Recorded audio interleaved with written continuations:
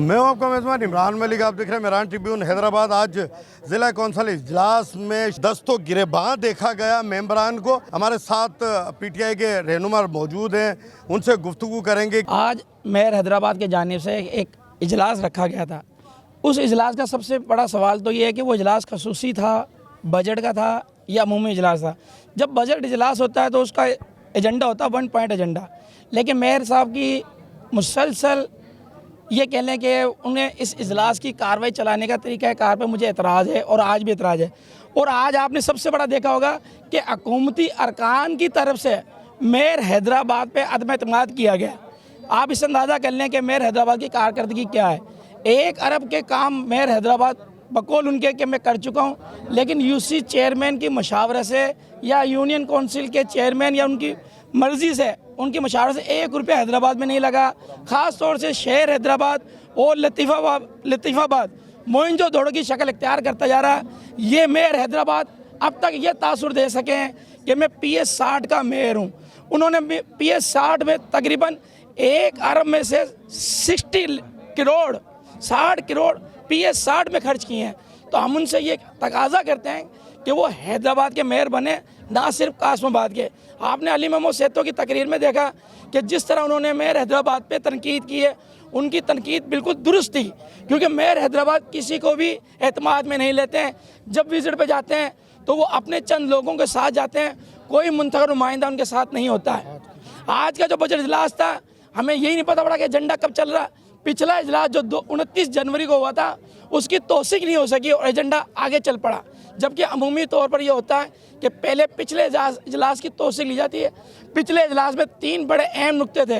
रानी बाग bus terminal, Badin अड्डा, उसमें गलत बयानी की गई मेयर हैदराबाद की जानिब से कि हमने उसमें आपको टर्म ऑफ कंडीशन बताई थी, जबकि ऐसा नहीं था। इसकी कानूनी हैसियत कुछ नहीं है जब तक काउंसिल में ये बहस के लिए पेश नहीं होता। आप ताकत का मुजाहरा कर रहे हैं सिर्फ। और मैं इनकी आला काम से ये अपील करूँगा कि बराए मेहरबानी वो हैदराबाद पर तवज्जो दें और एक कोई संजीदा मेयर जो हैदराबाद का दर्द रखता हो, जिसे सियासत आती हो, जिसे जमहूरियत की भाग दौड़ आती हो, उसे मेयर मुंतखब कराया जाए। इस मेयर से फौरी तौर पर इस्तीफ़ा लिया जाए। क्या ऐसा मामला हुआ है कि आपके खिलाफ कानूनी कार्रवाई तक की नौबत आनी पड़ी? ऐसा आपने क्या किया है? मैं मेयर की मेंबर हूँ, हैदराबाद का जो मेयर है काशिफ शोरोज़ की मेंबर हूँ। मेरा ये कसूर है। मैंने उनसे सवाल किया क्योंकि हमारे जो चेयरमैन हजरात थे, उनकी डाइस पर चढ़कर उनके चेयरमैन PP के हमारे बंदों को मार रहे थे। तो मैं उनसे सिर्फ सवाल करने के लिए उनके पास गई थी कि भाई आप मेयर हैं, हम आपके मेंबर हैं, इस तरीके का सलूक हमारे साथ क्यों है? हम सवाल नहीं कर सकते? हमारा कानूनी राइट है कि हम सवाल करें। मैं उनसे बात कर ही रही थी कि 10-15 लेडीज़ उनकी आ गई हैं और मुझ पे हमला किया। तो मैंने अपना बचाव करने के लिए, जाहिर सी बात है मैं अपना बचाव करूंगी क्योंकि स्टेज पे मैं एक थी और वो 10-15 लेडीज़ थी। बचाव करने के लिए मेयर साहब को मुझे प्रोटेक्ट करना चाहिए क्योंकि मैं मेंबर उनकी और अपोजिशन में भी हूँ, तो प्रोटेक्ट नहीं किया और हमारा जो कानूनी राइट है हमसे छीन लिया गया है और बजट गैर आईनी है, हम इसको मंजूर नहीं करें।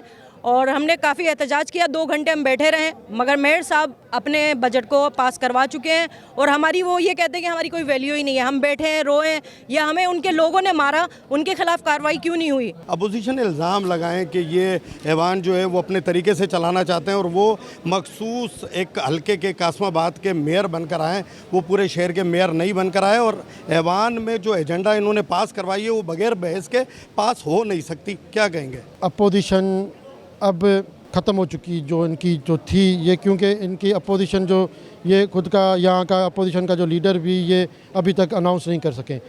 अब मैंने इनको बोला कि भाई बात सुनो, पिछली बारी भी तुमने आवाम का हक खाया, इस बार मैं तुम्हें खाने नहीं दूंगा। मैं तुम लोगों को बोलता हूँ कि मैं हर एजेंडा के ऊपर 10 मिनट आपको दे रहा हूँ। 14 एजेंडे तो 140 मिनट खाली अपोजिशन को। आते ही मैंने पहले इनको, जब मैंने स्टार्टअप लिया तो मैंने इनको पहले 10 मिनट दिए।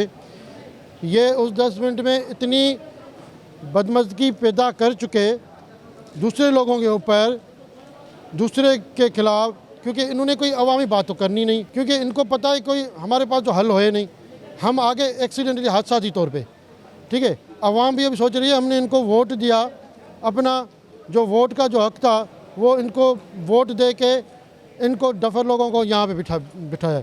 तो ये चीज़ हमें कतई कबूल नहीं कि अवाम, देखिए अब राइट होता है हर बंदे का एहतजाज करना, लेकिन एहतजाज एक इखलाक के दायरे में होता है। तो आप लोग इखलाक के दायरे में करें।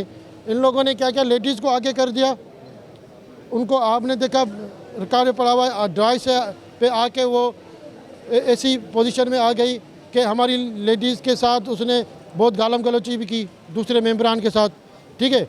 और मेंबरान के साथ गालम गलोची करने के बाद उनसे उसने कोशिश की कि आता भाई, लेकिन दूसरे मेंबरान को मैं सलाम पेश करता हूँ, उनसे सब्र से तहम्मुल से का काम लिया और इन चीज़ों से दूर हुए कि ऐसी कोई चीज़ ना हो। अब इजलास हो रहा था तो उन्होंने इजलास होने से स्टार्ट होते ही उन्होंने दूसरे अरकान को गलत सलत बोलना शुरू कर दिया, जिससे भगदड़ मच गई।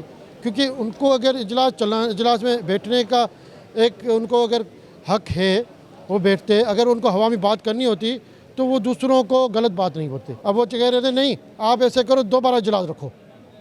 और भाई दोबारा इजलास, अभी इजलास हो गया, ये इतने अवामी पैसे खर्च हुए, इतने लोग आए, इनके पास यूसी चेयरमैन के साथ बारिश का मौसम है, अब ये अपने टाउन में जाके काम करें, ठीक है। वो सब सारे लोग इधर आए, अपना वक्त टाइम लेके आए, अवामी उम्मीदों के साथ आए कि आज जाके ये फिर मैं इसको कैंसिल करके फिर मैं अवामी, तो ये चीज़ नहीं।